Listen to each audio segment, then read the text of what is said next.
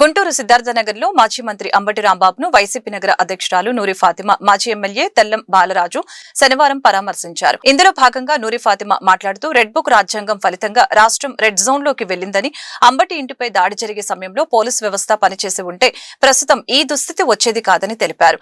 Budget అంశంపై మాట్లాడకుండా అంబటిపై లడ్డూపై మాట్లాడడం వారి విజ్ఞతకి వదిలివేస్తున్నామని చెప్పారు. అలాగే బాలరాజు మాట్లాడుతూ ప్రజాస్వామ్యంలో ఇటువంటి దాడులు మంచిది కాదని, ప్రభుత్వమే పోలీసులను దగ్గర పెట్టుకుని దాడులకి పాల్పడిందని ఫైర్ అయ్యారు. రాష్ట్రంలో అంబేద్కర్ రచించిన రాజ్యాంగం కాకుండా రెడ్ బుక్ రాజ్యాంగం అమలవుతుందని చెప్పారు. రెడ్ బుక్ అంటే డిజిటల్ బుక్ పవర్ ఏంటో వైసీపీ అధికారంలోకి వచ్చిన తర్వాత చూపిస్తామని స్పష్టం చేశారు. చివరిగా అంబటి మాట్లాడారు. వైఎస్ఆర్సీపీ పార్టీ నాయకులు, కార్యకర్తలు ప్రతి ఒక్కళ్ళు కూడా అంబటి రాంబాబు గారికి మద్దతుగా ఎప్పుడూ కూడా పార్టీ గొంతు ఎత్తుతున్న అంబటి రాంబాబు గారిని ఏ విధంగా ఇబ్బంది పెట్టారో, ఏ విధంగా ఆయన్ని జైల్లోకి వేశారో మీరందరూ రాష్ట్రం మొత్తం కూడా చూస్తూ ఉన్నారు.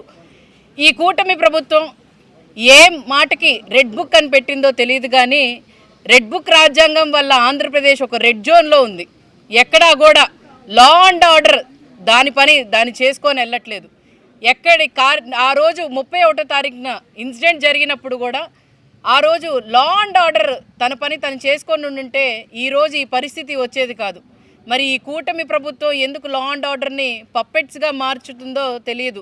ఈ దేశంలో కూడా ఎప్పుడూ కూడా జరగనట్టుగా ఈ రాష్ట్రంలో మరి అరాచకమైన పాలన, ఎక్కడా కూడా ప్రజల మీద, వాళ్ళకి సంక్షేమం మీద కానీ లేకపోతే రాష్ట్ర అభివృద్ధి మీద కానీ వాళ్ళ దృష్టి సాధించకుండా మరి ఏ విధంగా లడ్డు అంశాన్ని డైవర్ట్ చేయటానికి మరి బ్యానర్లు కట్టి ఆ రోజు ఈ రాష్ట్రంలో మళ్ళీ అతలాకుతలం చేద్దామని, ఎందుకనంటే వాళ్ళే బ్యానర్స్ పెట్టి, వాళ్లే రెచ్చగొట్టి, వాళ్లే ఏమో మరి ఏ సంకేతం ఇస్తున్నారో తెలియదు ప్రజలకి.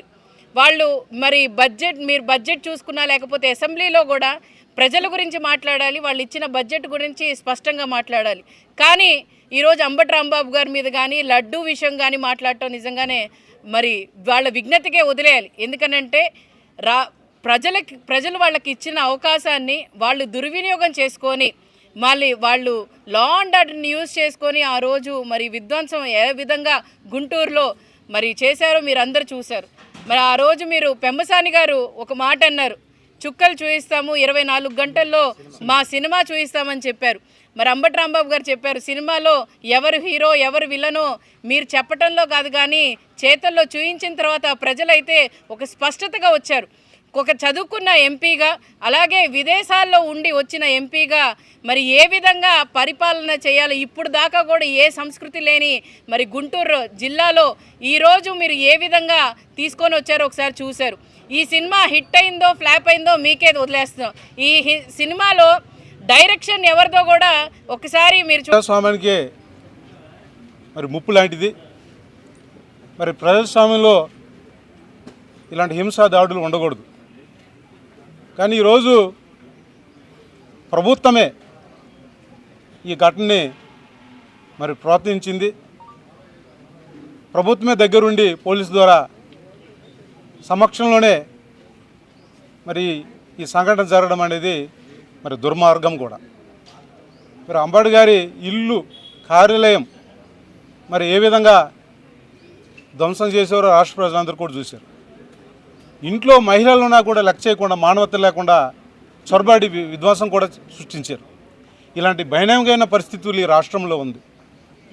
ఈ రాష్ట్రంలో అంబేద్కర్ రచించిన రాజ్యాంగం ఇక్కడ అమలవడం లేదు. రెడ్ బుక్ రాజ్యాంగం ఈరోజు నడుస్తుంది. ఒక జంగిల్ రాజ్యం పాలన ఈరోజు కొనసాగుతుంది. ఈరోజు అంబటి గారి మీదే కాదు, మరి జోగి రమేష్ గారు, అదేవిధంగా విడుదల రజనీ గారు, బొల్లా రాయుడు గారి మీద కూడా దాడులు జరిగినాయి. ఈరోజు రాష్ట్రంలో ఇలాంటి భయంకరమైన పరిస్థితులు ఈరోజు ఉన్నాయి. దీనికి చంద్రబాబు నాయుడు బాధ్యత వహించాలి. ఈరోజు మరి అంబటి రాంబాబు గారి ఎపిసోడ్లో చూస్తే ఈరోజు విలన్లు ఎవరో హీరో ఎవరో ఈరోజు తెలిసిపోతుంది. ఈరోజు విలన్లుగా చంద్రబాబు నాయుడు, లోకేష్, పవన్ కళ్యాణ్ ఈరోజు విలన్గా మిగిలిపోతారు.